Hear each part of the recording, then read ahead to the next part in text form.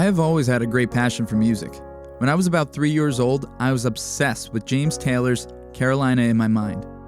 Whenever it would come on in the car, I would ask my folks, how could he be going in his mind? What does that mean? Can't he just go in person? And which Carolina, north or south? Besides James Taylor, I was a big Superman fan growing up, and I forced my dad to rock me goodnight to Five for Fighting Superman, It's Not Easy. I would even shush my dad when the last line of the song would come up and go, "Shh, Daddy, this is my line."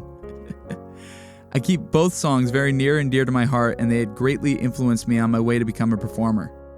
My parents would say the first time that they noticed that performing spark in me was probably my pre-K graduation. Our teacher taught us some routine to some song, and we were all playing air guitar. Now, while most kids were either shy stiff or bopping along casually, you could find me on the end, on my knees right after doing a power slide, as if I was Pete Townsend from The Who or something. Things continued by the time I got to kindergarten when my class was doing a rendition of Where the Wild Things Are for the school talent show. My teacher had asked me if I would like to be the main character, Max. Now, being 6 at the time, I didn't know what a main character was and asked her if he was the star. She reiterated that he is the main character. Still unsure, I ask again, is he the star? She sighed and went, yes, he is the star. I said, okay, and left to return to drawing. Regardless of how innocent that all was, I think little me needed a little lesson in humility. As the years went on, I got pulled more and more towards music. In 3rd grade, my friends and I formed a fake band and mimed along to Bob Seger's old-time rock and roll for the talent show. Our parents worked hard on the choreography, and it was a smash at the show.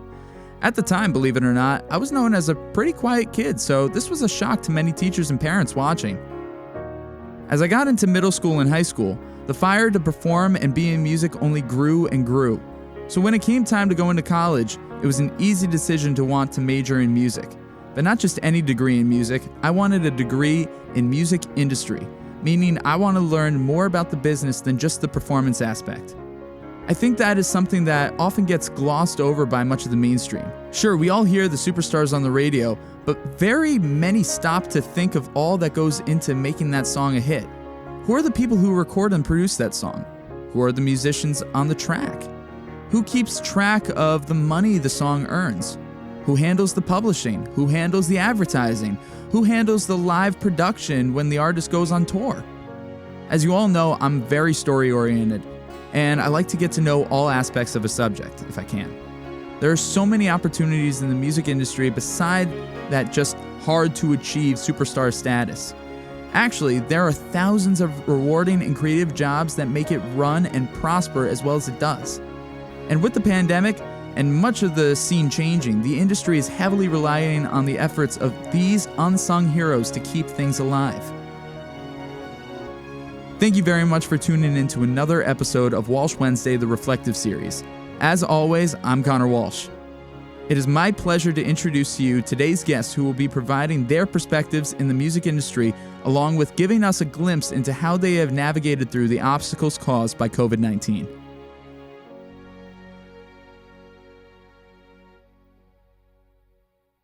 A couple weeks ago, I had the pleasure to sit down and talk with singer-songwriter, publisher Emily Mitchell. I know Emily from the College of St. Rose, where she graduated from in 2018, where she studied music industry. Emily currently works as a music publishing partner solutions specialist with Facebook, and previously had held a couple positions with Songtrust in New York City. We had recently reconnected, and after talking, I felt Emily had a lot of perspective to offer and would make a great guest on Walsh Wednesday.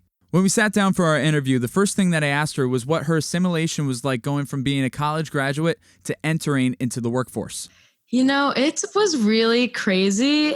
I moved down to the city like 4 days after I graduated school, and I just kind of started working right away. And it's interesting because the industry is just so dynamic and it's so complex that you can think that you know about it, but you just don't. Like even a couple years in now, I learn something new every single day. It's just always changing. And music publishing specifically, I was on a publishing operations and client success team. So it's basically just teaching songwriters about music publishing. So it was a lot to learn, but it's been really great. And now I feel like I'm really settled into this New York City life, or at least I was before COVID. And it's definitely an adjustment, but a good one, and like a ton of personal growth in the last couple of years too.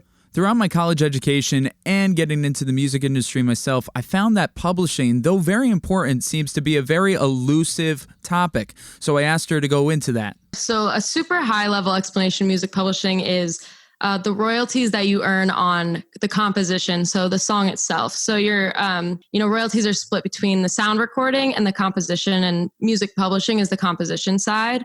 That gets split into performance and mechanical, which performance is, anytime you play a show at a venue, you're able to submit a set list and you get royalties based on that, which most people don't know. You should do it. It's really easy money. You should get paid playing your own songs. Radio, TV, those kinds of things all fall into public performance royalties.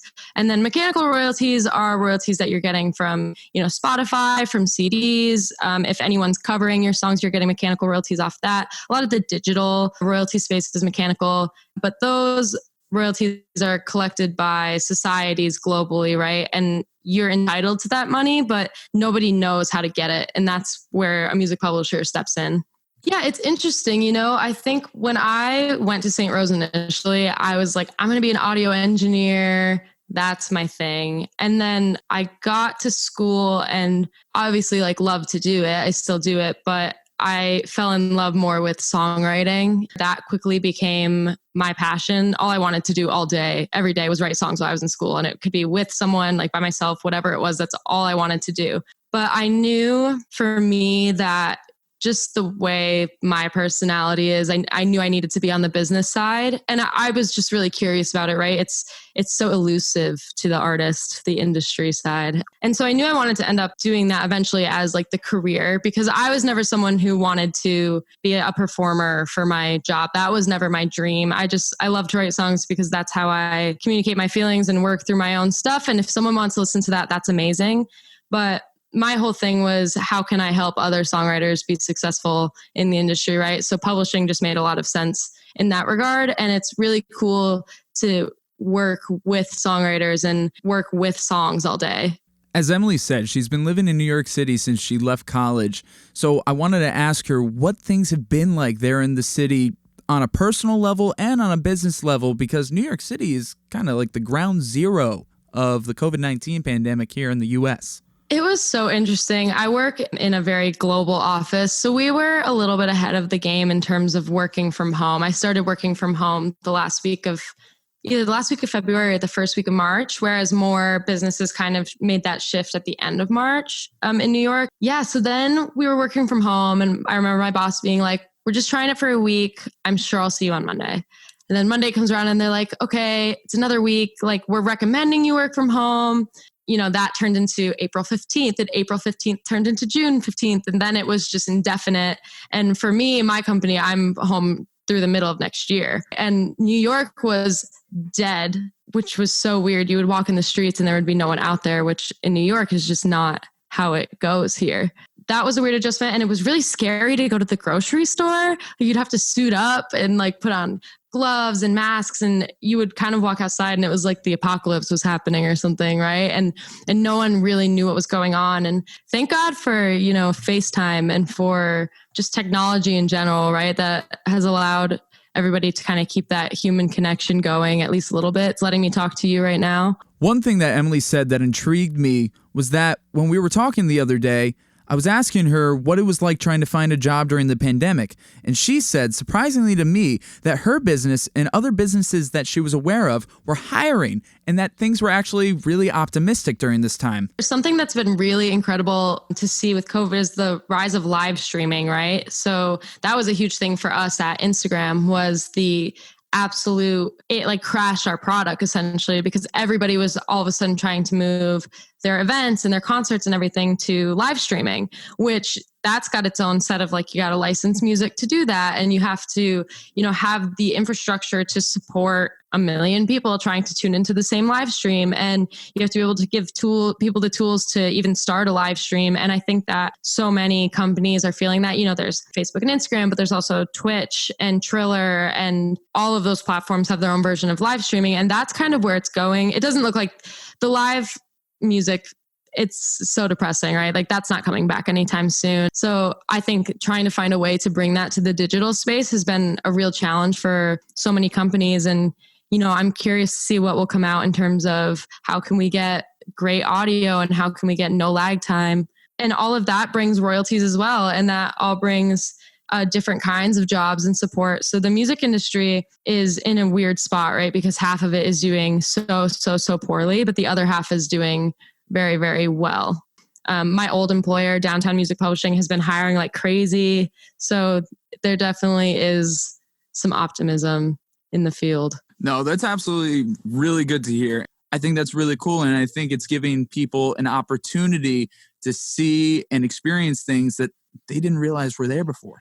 Yeah, and you're totally right. And it's really crazy to think of, like, sometimes I see someone's job title, like I'll get an email or whatever, and I'm just like, that's a job that exists here. They'll be like senior songwriter, catalog manager or something like, and there's so many really, really cool jobs that I never even would have thought to have existed while I was in school. And even like if someone would have told me when I graduated that I'd end up working for a big tech company, I would have laughed at you hard. Like it just, you just never know. Music is really, really important to just like humans in general, right? So it's never going to go away. And as these platforms get bigger and new things are invented, like look at TikTok right now with the ocean spray cranberry juice and Fleetwood Mac. Like that is something that is shaking the industry right now, because now Fleetwood Mac is charting in the Billboard Hot 100 and the song's 50 years old. And all it took was someone just making a little video. And so music is so integral to that platform and its success, right? And so that's never going to go away. So besides publishing as her day gig, Emily's also a phenomenal singer-songwriter, and she's got some new music on the way. COVID's been really interesting. I felt like my last semester, I was in like songwriting class and I was taking songwriting lessons. So I felt like I was just pumping out song after song after song, which was great. But when I left school and moved here and started working, I just was either burnt out or not really able to focus on songwriting as much, just because of my life circumstances. And I totally just fell off for a year. And I put out one song that was okay. But that was really it. And so when COVID hit, I just kind of made this decision to like really focus on like getting good at guitar and really diving into like alternate tunings and trying to use all of the alone time to my advantage. And I think that this has been a time for everybody, right? Where no one knows exactly how they're supposed to feel. And, if you're doing okay, you feel guilty because there are plenty of people in the world who are not doing okay right now. But if you're not doing okay, you don't want to talk about it because you don't want to be the downer. And I just think that, everybody misses their friends and everybody misses their family, and that it's good to kind of capitalize on the way you're feeling and to just, for me, if I just get it down in a song, like I just feel better. That's just like how my life has always worked for me. And so I've kind of taken a lot of this time over COVID to just really be honest with myself, which is, I used to try to not make my songs personal, right? Someone would be like, who's that about? And I'd say, no one, I made it up. Or is that about you? No, it's not. It's about this thing I read, or which that is valid as well. But I think I really took this time to say, like, I'm just going to sit down and be honest and write something down every day just about how I'm feeling. And just have written so much music and have had the time to record that I feel like I haven't had in 2 years. And home recording's funny, right? I'm sure you're doing that too. And it's like such a game that a puzzle you got to put together to try to get things to sound good in like small spaces or limited equipment. And that's been really fun and a challenge. And thank God for technology and collaboration, right? Like I'm always going back and forth with people, like sending them Snapchats of my Pro Tools session and asking them, like, is that part sound okay? And has been encouraging and has been a light for me during this time. It's just like jumping on FaceTime with people and trying to write a song or anything like that. So yeah, I've got a lot of songs coming out now, just had the time to dedicate to it. And they're just very honest, very, very personal songs, but I don't think they're too personal, if that makes sense. But yeah, I have like a song coming out at the end of this month. Definitely have 2 more coming out next month. And then we'll see after that. Totally. Earlier in this interview, Emily mentioned the topic of burnout. Yes, she was referring to burnout back from going from college into the workforce. However, with 2020 being such an unprecedented and exhausting year, a lot of people are experiencing burnout in so many different ways. So I wanted to ask her what she does when she feels burnout creeping up and how she tries to keep up with her own mindfulness. I think burnout is really, really hard, and that it's interesting that everybody is feeling it at the same time right now. A great thing for me through this has been, I feel like my friendships have gotten better, even though I'm not seeing anybody, right? And that's through, I think of my friend Cody from home, who I usually see around Christmas, and I see him maybe 2 other times in the year whenever we all just maybe end up at my hometown at the same time. And that's really it. And it's great to have friends that you can just like pick up with anytime. But throughout this, we've been getting on FaceTime like every day, and we have like this little group. And I think that just having constant communication with people really makes a difference. And that's something that I just didn't really know until this happened. And it's like, it shouldn't take a global disaster for you to talk to your friends every day or just to check in, right? Like I think it's really important if you just haven't talked to a friend of yours for a couple of days to just text them and be like, hey, like, I know you're having a hard time. I'm having a hard time. I hope you're doing okay. And those little things make a big difference. And, you know, all this has made me realize that the only thing that actually matters in life are the people that you surround yourself with and your connection to them and how they're feeling. I think it's really important to, you know, lean on people when you need to, especially to avoid burnout. And everybody's going through the same thing, or at least similar situations. So I think that using each other for support is more important now than ever. Yeah, and it's like a job's important, right? That's how everybody lives and does whatever, but it's not more important than anything else. It's important to prioritize the things that make you happy in your personal life before your professional life. That's another thing that I've made sure to kind of switch to that mindset over this. I think it's given so many people a lot of time with themselves, right? And it's like at the end of the day, all you have is yourself and the people that you love. And that can be enough. Sometimes it's all you get, which is how it's been now. So I think that is something that a lot of people have learned. And it's really hard to think about coming out on the other end of COVID, right? And saying like, I'm glad I went through that. Obviously, no one wants to go through something like this, but I am confident that I will come out on the other side and say, I am a better person for it. I know I am.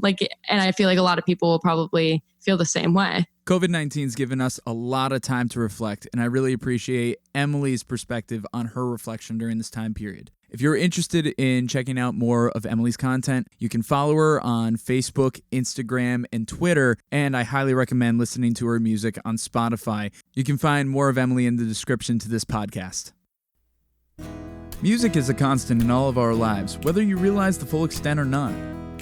It is almost impossible to escape, whether you hear it being played overhead at the store, from passing cars, on your favorite TV programs, and so much more. Music is not going anywhere, but the business is shifting indefinitely thanks to the pandemic.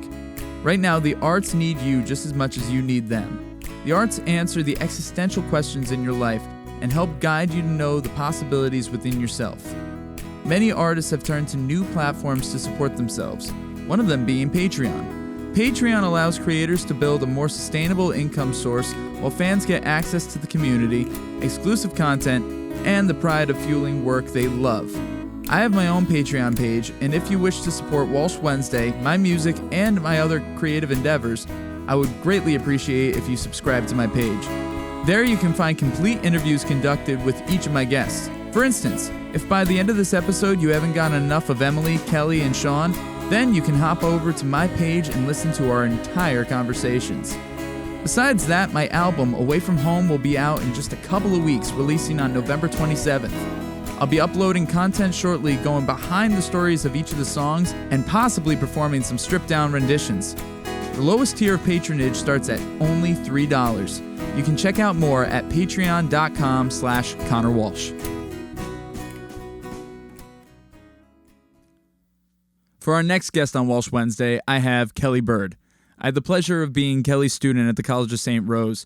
Kelly's a vocal instructor at the college, but she also is much more than that. Known as the Diva of Death, we'll get into that in a little bit, the Jingle Queen of the Capital Region, Fairy Godmother extraordinaire, Kelly has worn many different hats over her long and industrious career and has a lot to offer and to say about the music industry. I go through, am I a Jane of all trades, Renaissance woman? I guess, I don't know, independent musician would be the best, I guess. Kelly has done a lot of work on stage, in studio, and has had a hand in many aspects of other parts of the industry.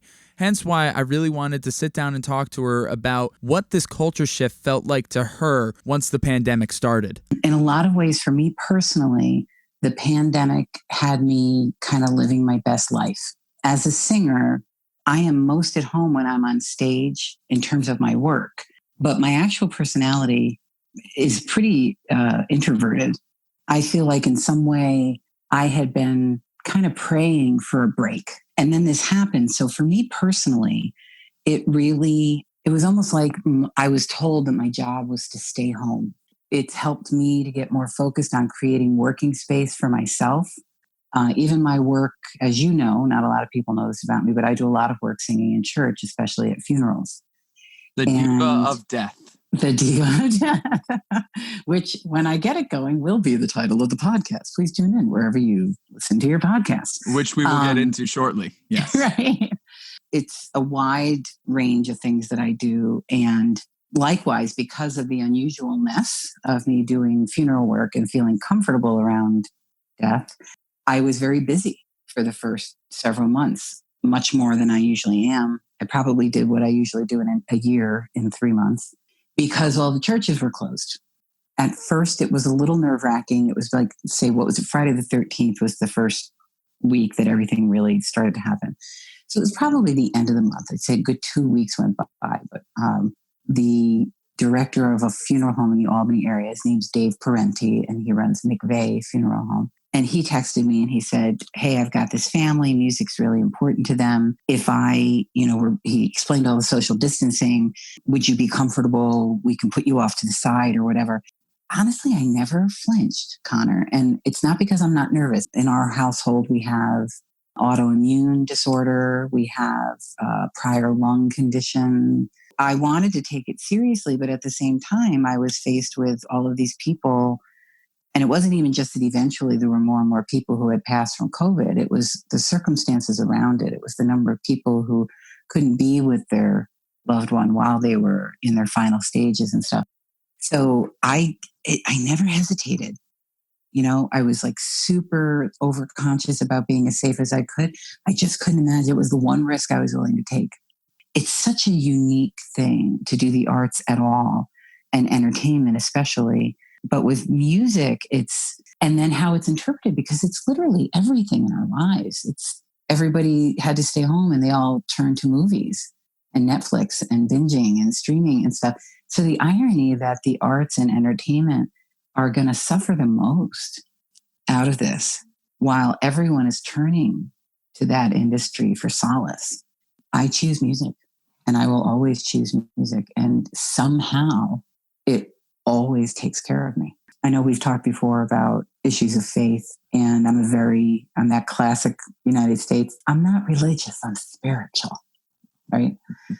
But I am. And so when I talk about God, it means to me gathering of divinity. And that's the best way, because there's no separation between religions for me. There's one source. None of us know what it is. We just don't. We'll find out when we go home. But in the meantime, how can I reach people that way? And for me, it's music. Kelly and I have spoken very often about inner drive and what inspires people to do things. So when I brought that up this time around, she had this to say.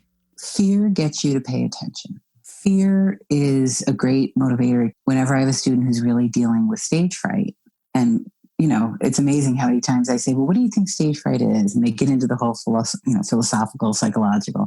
I'm like, but like in your body, like when your body starts feeling a different way, what do you think it is? And they don't know. And I go, adrenaline. It's so simple.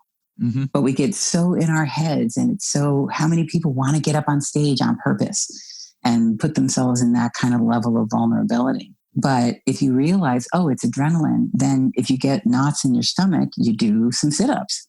Yeah. And it moves around your body. So that's fear is getting you to pay attention. And if you can lean into it and listen to what the fear is telling you it needs, then you have a roadmap. But I started my rep class this year with a list of things that I've been through in my life for my students. And I talked about being abused as a child, losing my virginity to a date rape. A month after high school graduation, one of my closest friends died at the hands of a drunk driver. My parents both died in my early 20s. Years later, when I was in my mid-30s, when I was in New York City, that's when 9/11 happened. And I was supposed to be on the 100th floor of the North Tower that day. And I had what I can only call, you would call a premonition a few weeks before, where my mother told me I couldn't go to the job. We can have the Psychic Friends Network on a different show sometime. And I said to them, after reading that list, and that was over the course of 25 plus years, you guys have had all of that happen in the last 6 months. So if for no other reason than for your sanity, at least let part of it be choosing music.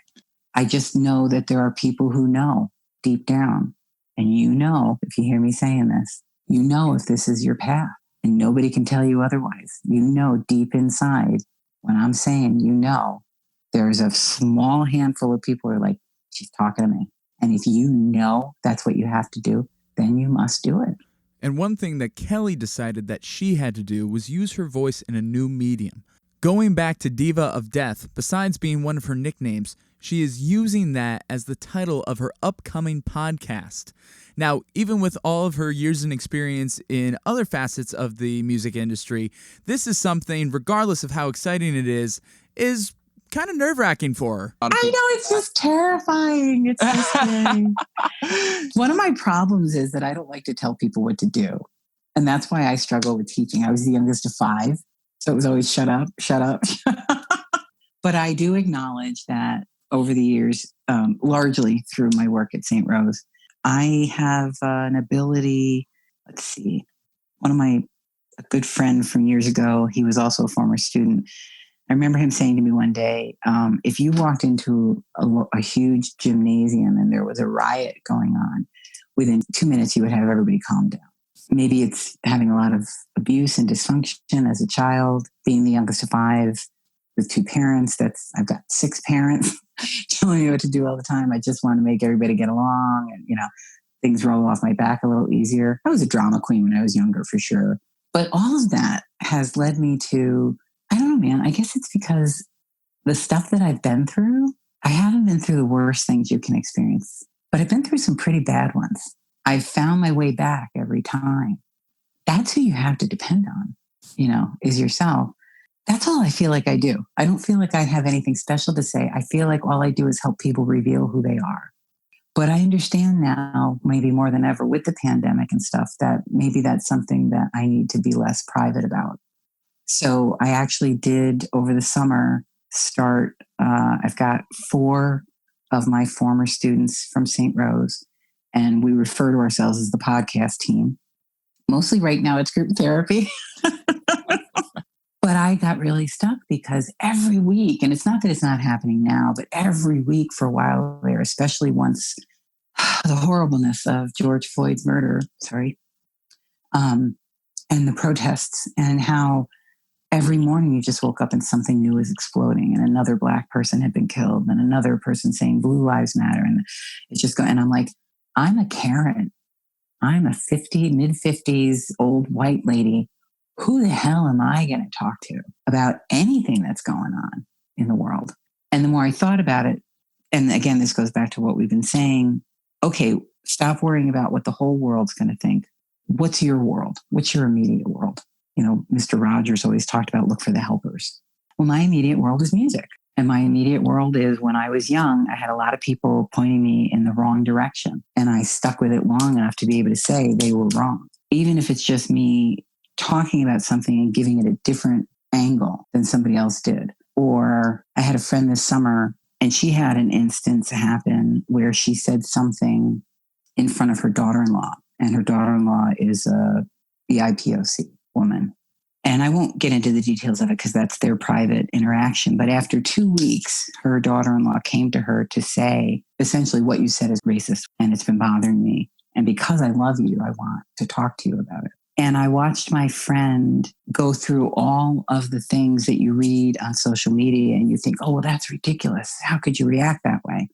And I just listened to her with love and realized that she, like so many people who look like me, they don't get it. They're so used to being the nice person that when you draw to their attention that there's something in their language, regardless of the intention of it to be negative, just shining a spotlight on it. So when people talk about anti-racism and fighting racism, it doesn't necessarily mean out on the front lines. I don't think I belong on the front lines. I think at my age and everything, I would probably drag some people down. But I can have an uncomfortable conversation with my friend and say to her, I know you didn't intend it to be racist. It's absolutely racist.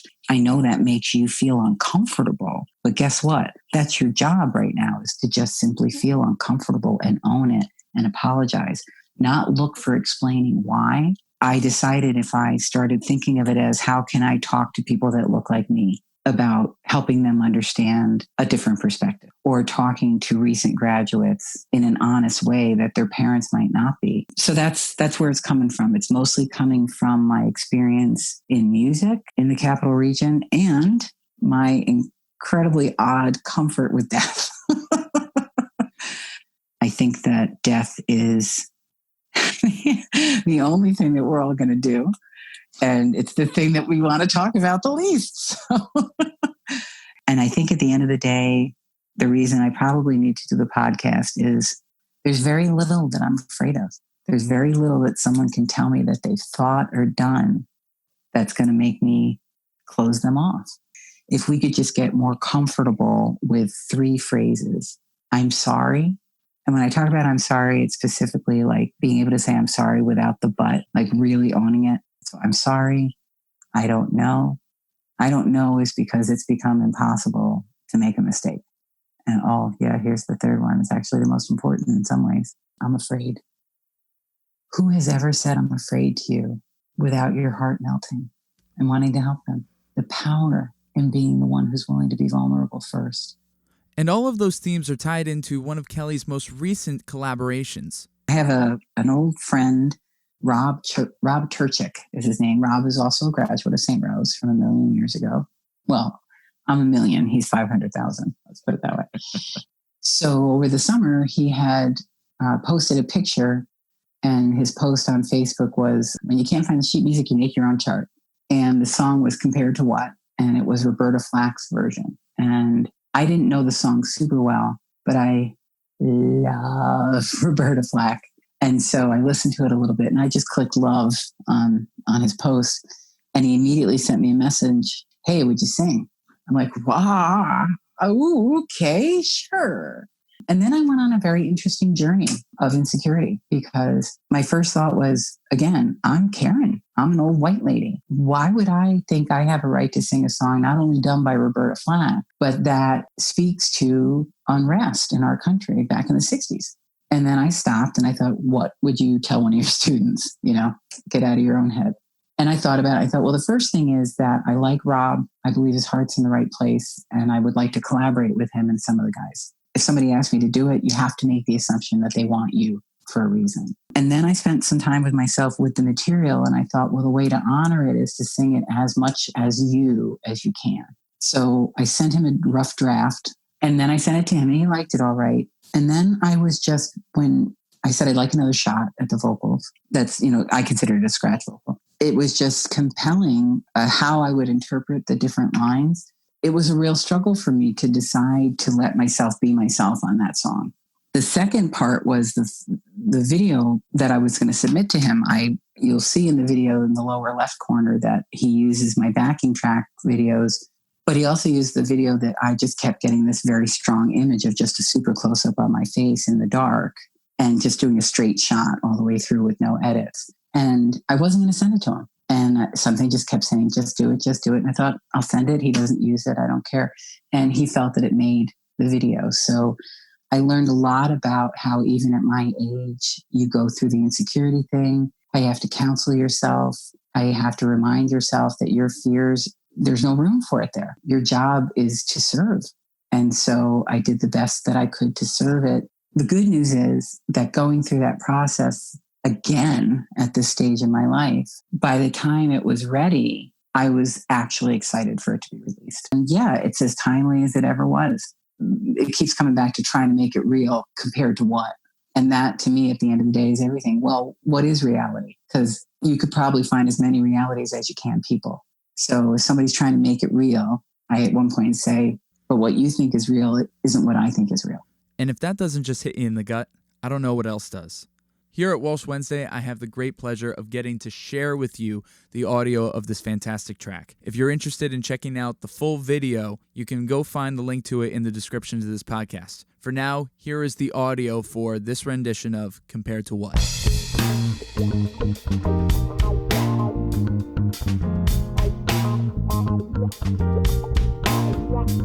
Say we love the light of love, hanging on with push and shove.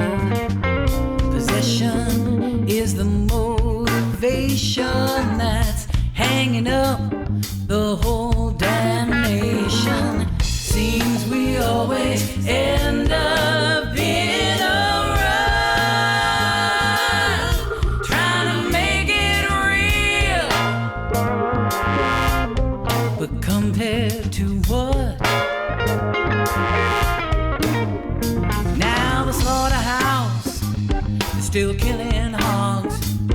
Twisted children are killing frogs. Poor numb rednecks, they're rolling logs.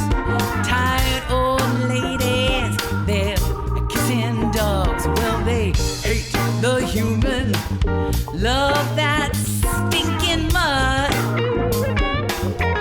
Trying to make it real,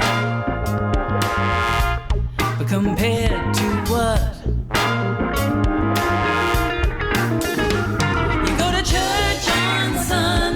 Sleep at night, 'cause you're trying to duck the wrath of God. Preacher's filling us up with fright because he wants us doing what he thinks is right. And well, you know, he's really got to be some kind of nut. He's trying to make it real, but compared to what? Now the president, he's making his war, and the folks know damn well what it's for. But no one gives us rhyme or reason. You have one doubt, he'll call it treason. We're chicken feathered, tweeting without one gut, trying to make it real, trying to make it real, trying to make it real. What do you think is real?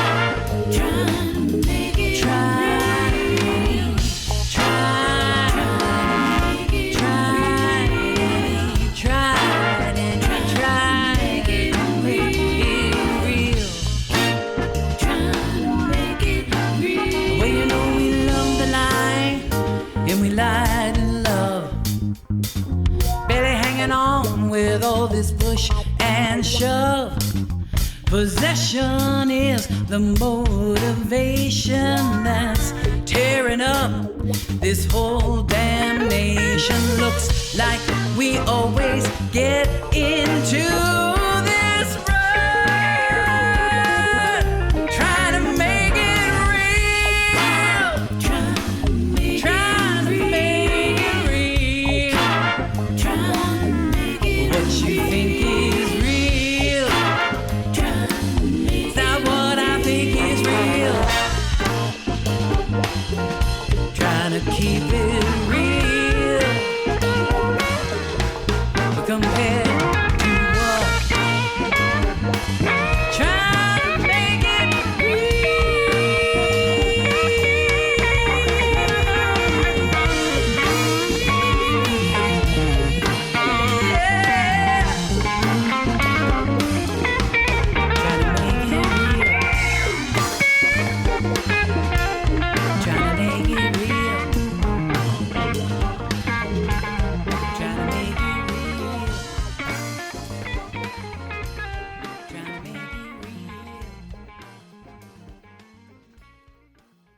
My last guest on this episode of Walsh Wednesday is audio engineer Sean Wendell. I know Sean from the College of St. Rose, where he's the main recording engineer and technical manager. I worked under Sean all 4 years of college in his audio crew and learned much about live and studio recording. During that time working together, he became a mentor and a good friend. For years, we teased each other about having him on an episode of Walsh Wednesday, and today, that time has finally arrived. As Sean explains, his journey in the audio field started out at a very young age. I got started in audio really young. My dad's a singer-songwriter, so I spent my whole childhood around gear. And obviously, as soon as he'd let me wrap cables, I did in a lot of ways that kind of directed me right into pro audio. And then eventually building my own studio, working for sound companies, doing live sound, and then eventually, after getting my associates in music, going to St. Rose to finish off my bachelor's in music industry. Sean is a perfect example of somebody who really enjoys and loves his job and is very devoted to it. One conversation that we had a while ago that's always stuck with me and has inspired me was that we asked him, does it ever feel stale? Does it ever feel like he's in a rut or tired of the same routine? I brought up this conversation again with him during the interview, and again, he had this to say. Especially now that I'm teaching as well as doing the tech stuff there, there's always something that's different. Because you can explain something the same way to 10 different people, and eventually that 10th person doesn't understand it the way you're explaining it. So you need to kind of like rethink to help that person along, you know. I teach the Pro Tools certification curriculum. So we teach the 101, Pro Tools 110, Pro Tools 201, and 210M courses. When it came to St. Rose, March 11th was the day that we found out that everything was going to start being remote. At the time, we were told that it was only going to be for 2 weeks, but many of us felt that it was probably going to be for the long run of the semester. I asked Sean what his opinions and feelings on that were. It didn't really hit me. At the same time, we were informed about online instruction, which heavily invested in across every discipline. There were some schools, like I know the business school utilizes online instruction and a hybrid instruction a lot more than certainly the music program was at that point. So it kind of became this moment of focus to figure out how we could continue to deliver classes and still have students feel like they were at the caliber they were used to receiving when we were going to be on campus. I mean, I had a pretty strong feeling once we rolled into the second week that we were going to be continuing that way the rest of the year. My biggest thing was trying to reach out to seniors and make sure they were getting the support they needed, especially the ones who weren't multi-instrumentalists, just trying to make sure if there was something they needed recorded, if there was something I could do to help. And I answered a lot of Pro Tools questions for people and, you know, tried to make sure everyone who needed Pro Tools at that point was getting set up with Pro Tools or Sibelius. Avid was very gracious and provided authorizations for all the students to get them through the rest of the semester, which was pretty awesome. They obviously didn't have to do that since education isn't their business. So I was very thankful for their support through that. One of the unfortunate consequences of the COVID-19 pandemic was that a lot of colleges, universities, schools all across the world had to go through budget cuts and layoffs, and St. Rose was no exception. St. Rose had a time period where they were going through layoffs and a lot of jobs were on the chopping block. So I asked Sean what his feelings were during this time period. It was pretty stressful. I'd been talking with a bunch of the people I knew locally who do audio work, and a couple of them had expressed should something go wrong at St. Rose that they'd be able to find work for me. It was stressful and sad more than anything else, mainly because the day they announced the layoffs, they basically said, we're firing 20 people. You'll find out by the end of the day. I know a lot of us, it got to be 5 o'clock and we were like, does this mean we're good? Do we not get an email just saying, just so you know, things are okay? 2 days later, we finally did, but it was maybe a little more stressful than it needed to be. I know the last time they did layoffs that my position barely made it. So it wasn't a sure thing in my head that it wasn't my position. But at the same time, my position was a lot different then. The hard thing about my job is the only people who understand what I do every day and can articulate it are Sister Mary Ann and the kids who work for me. And, everyone else on campus, they know, I do stuff, but they don't really know what that entails or the hours I spend there. Surviving the layoffs is one thing, but now adapting to what schooling is like during this new world, this pandemic, it's been a lot to figure out. And I asked Sean what things have been going on, especially for a department that is primarily based on performances. I mean, overall, the department feels different just because there's not as much gathering. There's still students on campus and there's still music happening. There's just a lot less hanging out. But as far as performances go, we've been doing stream performances since September. We had to do some kind of quick investment in some gear so that we could adequately stream from the recital hall. Industry convocations, we moved into G3, Studio G3, which already had all the streaming equipment set up. Those have been very successful. The rest of the streaming is happening from the Masry Center from the Arts in the Peacock Recital Hall. So we've not had any audiences. The hardest performances have been the choral performances, just because of the limited number of people we can have on the stage at the time. We're learning. Again, I had never live streamed anything myself up until September, so I'm kind of learning as I go. But overall, I feel like we've put out some high-quality stream performances, including an outdoor stream of the wind ensemble. And it took a lot of figuring out. I had to get some special wind screens that don't sound like you're in wind. Despite the disadvantages of this pandemic, there are always the silver linings. There were some nice parts of it. I mean, I played guitar every day. It's been a long time since that's happened, probably since I was a teenager. I saw my wife every day. I haven't spent that kind of time, having evenings and weekends at home since 2007. So it was nice. And going back to work, it certainly made me think about my work-life balance. I'm trying to be a little less on call because, going into this, I pretty much answered anyone's question at any hour of the day as long as I was awake. So I'm trying to pull back a little bit. One thing that I know about Sean is that he is the overtime king. So on the topic of work-life balance, I wanted to ask him how he was doing during this pandemic, reflecting upon his work-life balance, and if he had any suggestions and advice for anybody out there struggling. I think it's hard because there are industries that are always going to pull you in that direction, and music is obviously one of them. It's hard to tell someone that, you know what, you should try not to focus 100% on your career. And it's one of these things where, as much as I've been fully invested at work for a long time, I've never let my personal relationships suffer. It's just, I don't do big get-togethers during the semester because inevitably there's a concert or something that gets thrown at me that I had no idea about. And, I do think people should be at least mindful to take time for themselves. But I'm kind of at a point where I'm fairly established in my career, so I do think it's okay to reassess every couple of years and just make sure your drive meets up with what your goals are at that moment. Because I had a student actually ask me early in the week, why are you here? Why aren't you in LA? Why aren't you trying to be famous? Why aren't you trying to do blah, blah, blah, blah, blah? And I was like, well, I like my job. My family's here. My wife is here. She has a successful job. So what's wrong with what I have? I feel pretty blessed to be where I am right now. Would it be fun to work on different stuff? Sure. But it's, I don't see me just going out into LA to pursue something different. Like, not at this point.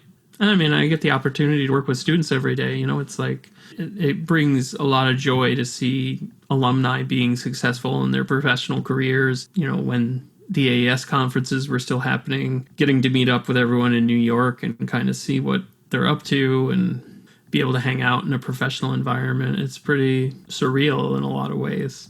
Outside academics, Sean has a lot on his plate when it comes to working with his father, singer-songwriter, working musician, Marty Wendell, and he's got a lot going on right now. Oh, yeah, he keeps me busy. We're in the midst of a bunch of projects right now. Zach Allen has been helping him digitize and clean up a bunch of his original singles releases from the 60s and 70s.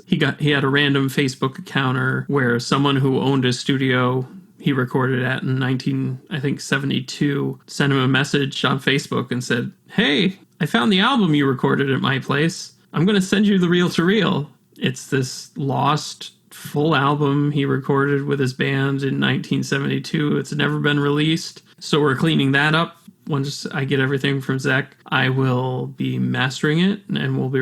I think we're planning to do a big. We're saying 2-volume, but it's all going to be on one disc. It's going to be 20 some odd tracks. He's has the pleasure of being a member of the Rockabilly Hall of Fame, so we're working on a Rockabilly album that we're hoping to track once the semester wraps up. Give my 32 input Pro Tools HD rig a workout. So we're going to be tracking that. We got tracks back from another album that's being produced by Chris Scruggs out in Nashville area. He's a A-list multi-instrumentalist and also the grandson of Earl Scruggs. We're pretty honored to be working with him, and the tracks sound amazing. So now it's my job to get the vocals on there and not screw up the mixes. Before we wrap things up, I wanted to talk to Sean about mindfulness. We've had a lot of discussions over the years about life and philosophy, so I wanted to get his take on what he does to find his own mindfulness. I'm the longtime music leader at my church, so the process of selecting and preparing the music for the services is a big part of my weekly ritual. Obviously, going over the scriptures for the week and making sure that the songs I pick kind of hit the themes. It's all part of it. I like to listen to philosophy and religion podcasts. All of that exercise is kind of the more analytical side of the process. And then just, I try to take quiet time for myself every day to, be aware of what's going on and how I'm dealing with it and things I could be doing better. Just trying to constantly improve. It's too easy sometimes to kind of just go through the motions in life. And if you're never taking a moment to be like, gosh, I was really bad in that situation. Try to make sure that the next time, because there's always excuses. I was really tired and I snapped at someone at work and I made them feel bad or made them feel stupid or, and that's not something I ever want to do. So I really try to pay attention to those interactions and make sure that in the end, I want people to feel lifted up. I don't want them to feel beaten down by me. And I think most people feel that way. I am unfortunately an optimist. So I believe that ultimately people aim to do good, even though we fail constantly at, lifting each other up. And that's when things like this are nice. I just wish people took more time to talk to one another. No, I agree. And that was kind of like one of the big things that I wanted to do with this, to have these kind of conversations. First of all, with people that I know, people I care about subjects that I care about, but not just that, but for the people that aren't or can't have the conversations themselves, at least they can tune in and, maybe get something out of this for their own light. And no, huge reason why I want to get into this, for my own sake, for the people that I'm talking with, but also for anybody we might be able to help who's listening. And I think that all sums it up pretty well. That brings us to the end of this week's episode. I want to thank Emily Mitchell, Kelly Bird, and Sean Wendell for being open and vulnerable enough to share their stories and offer a glimpse into their journeys navigating through 2020 and their other past experiences. You can listen to the full interviews if you subscribe to my Patreon page at patreon.com/Connor Walsh. To wrap up this episode, I'm leaving you all with this song provided by Sean Wendell. The name of the song is Close to You. I think all of us are looking to feel close to someone, now more than ever, and I hope to possibly offer this platform as a way for some people not to feel as alone. Until next time, I'm Connor Walsh, and as always, I'm glad we got to spend some time.